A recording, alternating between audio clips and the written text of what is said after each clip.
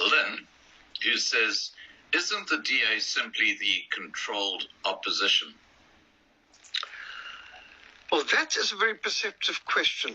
Now, there is a member of the Cape Party, one of the candidates, Karen Brainerd. Now, Karen Brainerd was 11 years a DA councillor in the city of Cape Town. So she knows the Helen Zillers and Patricia de Lille's very well personally. And Karen Brainerd said that she knows that George Soros gave $1 billion to the DA. Now, we know that the same George Soros helped finance the EFF. And we know the same George Soros helped finance the ANC. So, yes, I do believe the DA is the controlled opposition.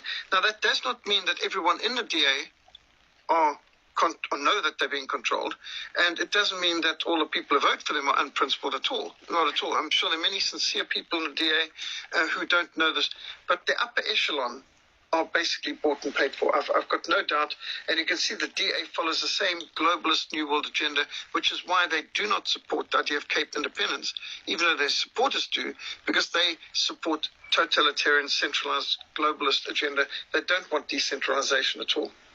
Wow. Now, it's interesting because there's an overlap here. The actual the firearm bill changes where self-defense is no longer a reason for having a gun. If I look here at the DA, they're saying yes, no. Now, the actual bill itself has been put together by the Open Society Foundation, which is, of course, controlled by George Soros. So you've got an overlap there in the policy with the DA, and this is probably why they're now leaning towards people should not be able to have a gun for self-defense. And I'm, from what you just said, that would appear to be where that's all headed.